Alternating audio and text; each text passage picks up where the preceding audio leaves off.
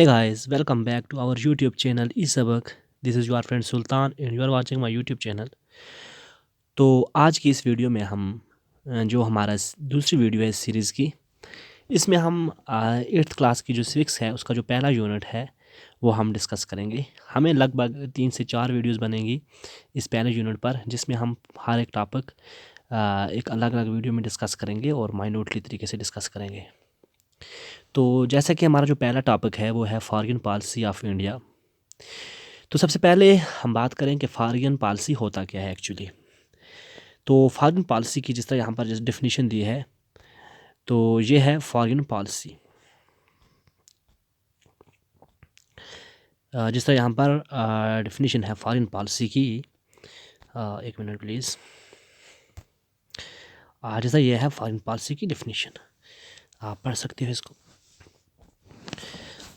Foreign policy actually means a set of ideas or plans which determine a nation's dealing with other nation. तो जिस तरह हम बात करें कि दुनिया में बहुत सारे नेशन हैं, जैसा यूनाइटेड नेशन में 193 नेशन रजिस्टर्ड हैं। तो ये 193 जो ये नेशन हैं, ये कंट्रीज़ हैं, ये आपस में एक दूसरे के साथ जो रिलेशंस रखती हैं हर एक चीज़ में, चाहे हम ट्रेड की बात करें, कॉमर्स की बात करें, चाहे हम पॉलिटिकल जो अफेयर्स की बात करें, तो इनके पीछे जो आइडियाज़ होते हैं, जो प्लान होते हैं, यही होती हैं एक्चुअली फॉरेन पॉलिसी।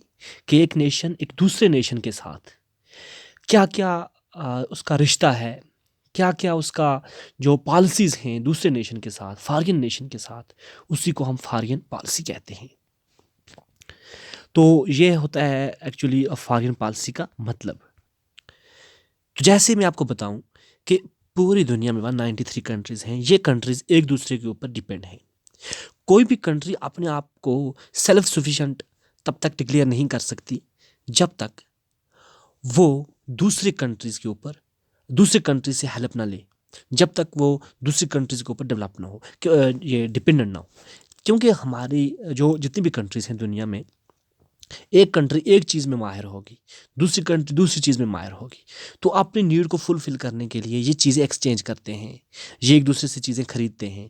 जिस तरह मैं आपको मिसाल दूँ, जो अरब कंट्रीज़ हैं उनके पास ऑयल ज़्यादा है, पेट्रोलियम ज़्यादा है उनके पास।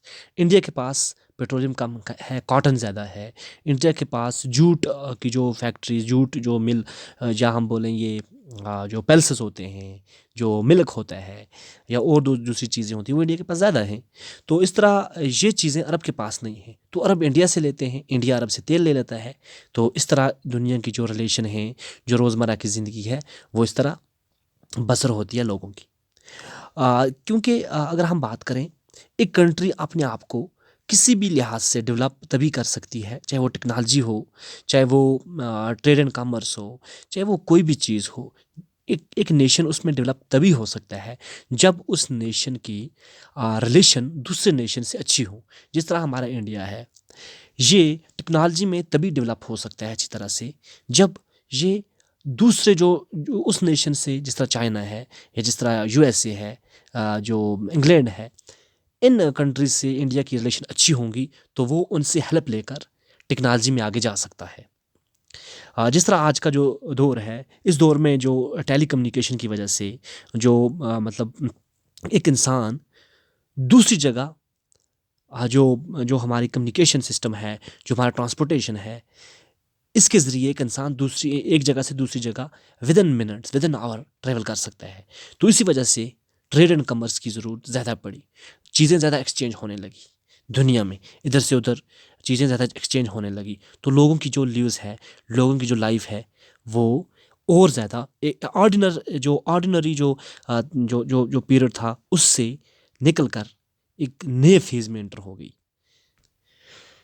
तो इसी तरह आज अच्छी फॉरेन रिलेशन होने की वजह से लोगों की ज़िंदगी अच्छी होती जा रही है और लोग अच्छी ज़िंदगी जी रहे हैं। जिस तरह हम बात करें, जो सेकंड वर्ल्ड वार से पहले जब यूनाइटेड नेशन वजूद में नहीं आया था, उससे पहले की हम बात करें तो जो कंट्रीज़ की एक दूसरे के साथ जो रिलेशन होती थी वो इतनी अच्छी नहीं होती थी, क्योंकि ज़्यादातर जंग होती रहती थी। एक नेशन दूसरे के ऊपर मतलब हमला करता था, फिर वहाँ के लोगों को कैदी बनाता था। इस तरह मतलब ये सब सिस्टम चलता रहता था, तो फॉरेन रिलेशन अच्छी तरह नहीं होती थी, तो और लोगों की जो लाइफ थी वो मिजरेबल लाइफ थी, वो अच्छी लाइफ नहीं थी। और जो मुल्क की जो डेवलपमेंट थी वो अच्छी नहीं थी, क्योंकि उस वक़्त जो इम्पीरियलिज़्म था, उससे पहले जो दुनिया के अंदर जो एक मोनार्की मतलब सिस्टम था, उसकी वजह से फॉरेन रिलेशन अच्छी नहीं रहती थी। लेकिन जब सेकंड वर्ल्ड वार के बाद, जब जो दूसरी जंग अज़ीम थी उसके बाद जो यूएनओ वजूद में आया, तो तब से जितनी भी कंट्रीज़ हैं उन्होंने अपनी दूसरी कंट्री के साथ अच्छी करने की कोशिश की। इसी तरह हम इंडिया की बात करें तो इंडिया का बहुत बड़ा रोल है यूनाइटेड नेशन ऑर्गेनाइजेशन के अंदर, क्योंकि इंडिया की जितनी भी फॉरेन नेशन जो हैं उनके साथ अच्छी रिलेशन है। इंडिया ने हमेशा कोशिश की है कि वो वर्ल्ड का जो पीस है उसको प्रमोट करे, और इंडिया की जो कोशिश है वो ये है कि उसकी जो पॉलिसीज़ हैं वो अच्छी अच्छी रहें दूसरे नेशन के साथ, ताकि दुनिया के अंदर अमन पैदा हो, दुनिया तरक्की की तरफ जाए। ये इंडिया का जो शुरू से ही, जब से इंडिया इंडिपेंडेंट हुआ है, तब से इंडिया की ये कोशिश रही है कि वो पीस को खासकर प्रमोट करे। इस तरह फॉर एग्जांपल हम इंडिया की अगर मिसाल दें तो जिस तरह आज़ादी के फ़ौरन बाद जब हमने देखा कि साउथ अफ्रीका के अंदर जो अपार्थाइड के साथ जो जुल्म होता था उस वक़्त, जो साउथ अफ्रीका के अपार्थाइड होते हैं, एक ग्रुप होता था जिनको वो बोलते थे कि ये फॉर एग्जांपल ब्लैक हैं। वो उनको मतलब एक अलग नस्ल का वहाँ पर तस्वर करते थे, और उनके ऊपर जुल्म और सितम करते थे जो ब्रिटिशर थे।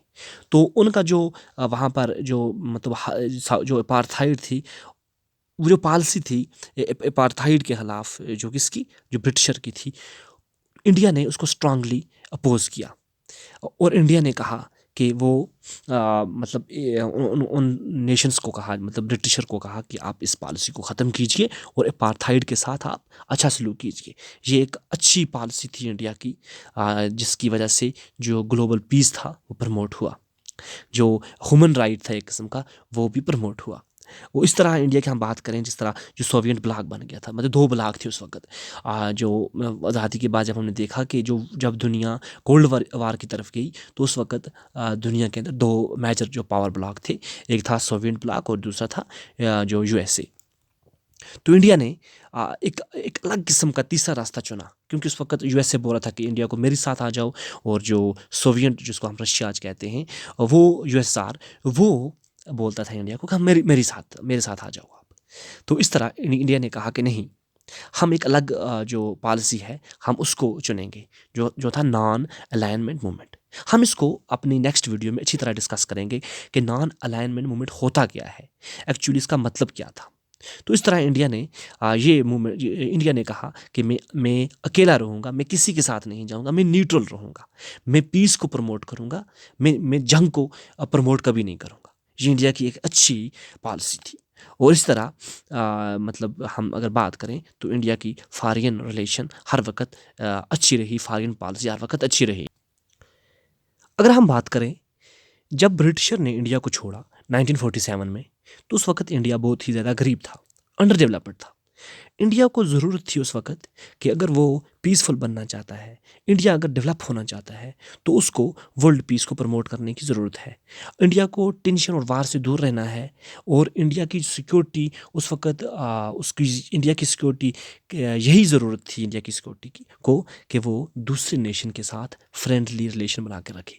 क्योंकि इंडिया की उस वक़्त जो हम अगर इसमें जो टेक्नोलॉजी में बात करें वो बहुत पीछे थी, इसलिए इंडिया किसी भी नेशन के साथ जंग नहीं कर सकती थी। ना ही वो चाइना के साथ जंग कर सकती थी, ना ही वो पाकिस्तान के साथ, ना ही बांग्लादेश के साथ। बांग्लादेश उस वक्त नहीं था, क्योंकि उस वक्त ईस्ट पाकिस्तान था।